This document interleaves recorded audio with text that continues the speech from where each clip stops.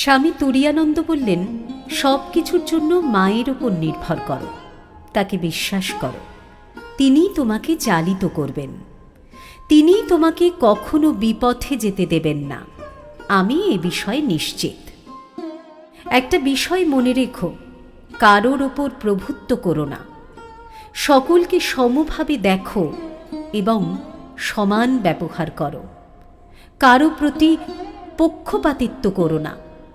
সকলের কথা দরদ দিয়ে শুনবে এবং ন্যায়ের পথ অবলম্বন করবে।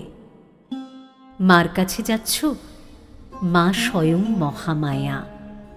কি শক্তি জগতে এসেছেন! তোমার কি ভাগ্য, স্বয়ং ব্রহ্মময়ী তোমাকে ডেকেছেন। সরলা দেবীকে বলেছিলেন স্বামী তুরীয়ানন্দ। সাক্ষাৎ জগজ্জননী বলে অনুভব করতেন বলে মায়ের কাছে গেলে স্বামীজি অনেক সময় বিহ্বল হয়ে পড়তেন। একদিন তিনি হরি মহারাজের সঙ্গে মঠ থেকে নৌকো করে মাকে দর্শন করতে যাচ্ছেন। হরি মহারাজ অর্থাৎ স্বামী তুরীয়ানন্দ যেতে যেতে বারবার গঙ্গার ঘোলা জল খাচ্ছেন।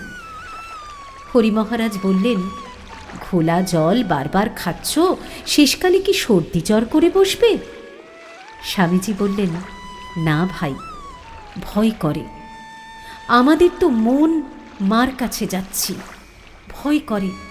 ঠাকুর যাকে পবিত্রতার জ্বলন্ত বিগ্রহ বলে মনে করতেন, সেই স্বামীজির মুখে এই কথা। এ যেন তিনি পুজো করতে যাচ্ছেন মাকে। পুজো শুরুর আগে পূজক যেমন দেহ ও অন্তর শুদ্ধ করে নেন, সেইভাবে শুদ্ধ করে নিচ্ছেন নিজেকে। এমনই ভালোবাসা ছিল মায়ের সন্ন্যাসী সন্তানদের প্রতি, এমনই ভালোবাসা ছিল মায়ের প্রতি তার সন্ন্যাসী সন্তানদের।